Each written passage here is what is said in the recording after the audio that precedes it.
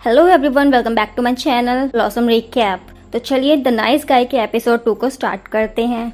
जैसा कि हमने देखा था, सौखी मतलब अपनी छोटी बहन को बचाती है लेडी को सिर से मारकर। वो लेडी वहीं बेहोश हो गई थी। सौखचौल दोनों सिस्टर्स को लेके वहां से चला जाता है, सभी को वहीं बंद करके, और की को बाहर फेंक देता है। तीनों कार में होते हैं। सौखचौल सौख्योंग से वो कहाँ रहती है उसका पता पूछता है, और छोटी बहन भी हाँ में हाँ मिलाती है सौखचौल के। लेकिन सौख्योंग उनसे कहती है कि मुझे हंगंग रिवर पर छोड़ देना। सौखी बोलती है कि ताकि तुम कूद जाओ वहाँ से। काफी बहस के बाद दोनों सौख्यों के साथ उसके घर चले जाते हैं। रूम में सौखी देखती है कि उसकी बहन कार्ड्स खेलती है, गैम्बलिंग करती है। सौखचौल सौख्यों को अपना सामान पैक करने के लिए कहता है। सौखचौल देखता है कि वहाँ उसके बेटे ह्योंगुन की फोटोज हैं। सौखी देखती है कि उधर ह्योंगुन की टी शर्ट भी है। वो पूछती है कि ये यहाँ पे क्या कर रही है। सौख्यों बोलती है कि उसे अपने आइस पर रखकर सोती है क्योंकि उसे ऐसा फील होता है कि वो मेरे पास ही है। वो अपने बेटे को लेकर रोने लगती है। यहाँ सौखचौल बताता है कि सौख्यों ने बहुत कुछ झेला होता है। वो सैलून में काम करती थी, फिर वो प्रेग्नेंट हुई और शादी हुई और हनीमून भी हुआ। बाद में उनका डाइवोर्स हो गया। उसका हस्बैंड चीट कर रहा था उसे, तो सौख्यों ने अपने हस्बैंड के साथ डोमेस्टिक वायलेंस किया और ये रीजन बना डाइवोर्स का। और सौख्यों को एलिमनी लेने की जगह पर कंपनसेशन देना पड़ा।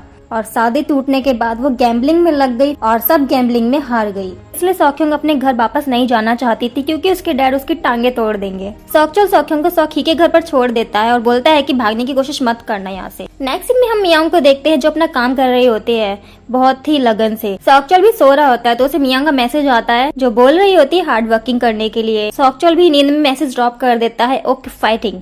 सब ब्रेकफास्ट कर रहे होते हैं। सौखचौल ह्योंगुन से बोलता है कि तुम अपनी मॉम से मिलना चाहते हो तो मैं तुम्हें उनके पास लेके जाऊंगा, बट नानी को नहीं बताओगे। ह्योंगुन सौखचौल से प्रॉमिस करता है कि वो नहीं बताएगा। यहाँ सौखी अपनी बड़ी बहन को उठाती है लात मारकर। दोनों ब्रेकफास्ट करते हैं। सौखी बोलती है अपनी बड़ी बहन से कि यहाँ से चली जाओ। सौख्योंग बोलती है कि मैं जाना चाहती हूँ लेकिन डैड मेरी टांगे तोड़ देंगे जब मैं वहाँ जाऊंगी।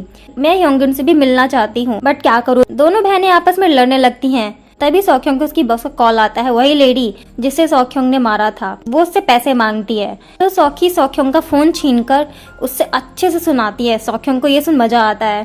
तभी सौखी रात को जो हुआ था सिर से मारने वाला सीन वो पूछती है कि कैसे किया। सौख्योंग सौखी का फोरहेड चेक करती है, बोलती है कि तुम भी ये कर सकती हो, तुम्हारा फोरहेड भी मेरी तरह है। इधर सौखचौल के डैड को उनका दोस्त बताता है कि बैंक मैनेजर से बात हो गई है, हम जा सकते हैं वहाँ। हम देखते हैं सौखचौल के बॉस उन्हें डिस्ट्रिक्ट 3 जो सौखचौल को करनी है उसके बारे में इंफॉर्मेशन दे रहे होते हैं और कहते हैं कि वहाँ जाके सब लोगों को हटाना है और उन्हें कंपनसेशन देके रफा दफा करो मामले को। उन लोगों की फोटो भी दिखाता है जिसमें मेन आदमी जिन्हो है। सौखचौल लोकेशन पर पहुंच जाता है। वहाँ पुलिस वाला दोस्त भी होता है उसका। अब सौखचौल उस आदमी से खुद मिलने जाता है। आगे हम देखते हैं तेहुन को और उसके आदमी को। यहाँ तेहुन का आदमी बताता है डिस्ट्रिक्ट 3 के बारे में कि उस डिस्ट्रिक्ट 3 का जो टीम लीडर है वो सौखचौल है। तेहुन बोलता है कि किम चांगसू जो कि सौखचौल का चेयरमैन है वो बिना सौखचौल के कुछ नहीं कर सकता और इस बिल्डिंग पर तो सौखचौल भी कुछ नहीं कर पाएगा। यहाँ तेहुन ने भी इस बिल्डिंग पर गिव अप कर दिया था। सीन शिफ्ट होता है। सौखचौल जिन्हो से मिलता है और उसे मनाने की कोशिश करता है बातचीत करके और कंपनसेशन से केस रफा दफा करने की, बट जिन्हो बात नहीं मानता और सौखचौल फिर वहाँ से चला जाता है। यहाँ चेयरमैन सौखचौल के बॉस को बुलाकर कंस्ट्रक्शन बिल्डिंग में जाने के लिए बोलते हैं। हम देखते हैं घर में सौख्योंग को सौखी कॉल करती है। सौख्योंग वॉशरूम से भागकर कॉल पिक करती है तो वो फ्लोर पर गिर जाती है। सौखी कहती है कि घर से भागने की कोशिश मत करना और कोई सामान मत उठाना। सौखी अपने डॉक्टर बॉयफ्रेंड से मिलने आती है और उसे बताती है कि सौख्योंग मिल गई है, वो मेरे घर पर है। फिर दोनों एक दूसरे को हक करते हैं कि उसी टाइम एक लेडी आ जाती है। वो डॉक्टर से अपनी बेटी को मिलवाने लगती है। लेडी डॉक्टर से पूछती है कि उसकी कोई जीएफ है। डॉक्टर मना कर देता है सौखी के सामने। ये देख सौखी को बहुत ही गुस्सा आता है और सौखी को डॉक्टर बाहर जाने को भी कह देता है। उसे बाहर जाना पड़ता है बट वो जाते जाते ये सुन लेती है कि वो लेडी डॉक्टर को अपनी बेटी के साथ डेट पर भेज रही है। हम देखते हैं मियांग को जो बहुत ही मेहनत से काम कर रही होती है। उसे नर्सिंग होम से मैसेज आता है क्योंकि उसने पेमेंट नहीं की होती। मियांग अपनी जॉब के लिए मैसेज चेक करती है तो उसे एक पोस्ट मिलती है आर में परफॉर्मेंस की जिसका ऑडिशन होने वाला। तभी वो पास्ट का सोचती है जब उसने नर्सिंग होम में सिंगिंग की थी जो सौखचौल की वजह से हुआ था। वहाँ सौखचौल ने मियांग से बोला था कि वो बहुत ही पेटी है और यही काफी है, जो वो करना चाहती है कर सकती है। इधर बिल्डिंग के पास बॉस अपनी टीम को लेके चला जाता है तो सौखचौल को उसका आदमी खबर कर देता है कि यहाँ सबको मारा जा रहा है और पुलिस को दे रहे हैं। सौखचौल वहाँ पहुँच जाता है। किसने कहा ये करने को? बॉस बोलता है कि चेयरमैन का ऑर्डर है। सॉकचुल ऊपर जाने लगता है, तभी जिन्हो उधर आकर अपने ऊपर केरोसिन डाल लेता है। सॉकचुल ये देख कुछ कर नहीं पाता क्योंकि उसके पास लाइटर था। फिर उधर जिन्हो की बेटी आ जाती है डैड डैड चिल्लाते हुए, जिसे देख जिन्हो रुक जाता है। सॉकचुल अपने साथियों के साथ वहाँ का लॉक तोड़ता है और सॉकचुल फिर जिन्हो के पास जाता है उसे वापस लाने के लिए। सॉकचुल उसे बताता है कि मैं ये काम छोड़ने वाला हूँ जो तुम्हारे बाहर आने के बाद होगा। सॉकचुल उसे बहुत मनाने की कोशिश करता है बट वो नहीं मानता। दोनों में फाइट होती है। बाहर पुलिस वाले और मीडिया भी आ जाते हैं और उसके बॉस भी आ जाते हैं। यहाँ अंदर फाइटिंग के दौरान केरोसिन नीचे गिर जाता है, तभी जिन्हो लाइटर लेके डराता है सॉकचुल को। फिर उधर आग लग जाती है, जिन्हो आग में कूदने लगता है, तभी सॉकचुल बचा लेता है उसकी बेटी का वास्ता देके। बाहर से वो सब भी अंदर आ जाते हैं आग देखकर। सॉकचुल जिन्हो को बचाकर ले आता है और मीडिया वाले भी बाहर ही होते हैं।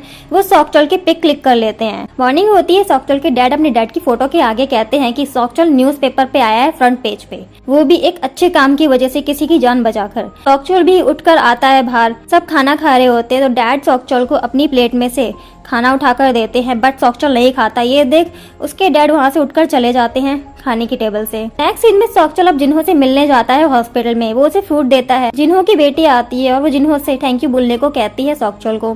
सॉकचुल से जिन्हो कहता है कि क्या ये सच था कि तुम काम छोड़ दोगे मेरे पीछे हटने के बाद? सॉकचुल बोलता है हाँ। जिन्हो कहता है कि ख्याल रखना क्योंकि वो धोखा देकर पीछे से वार कर सकते हैं तुम पे।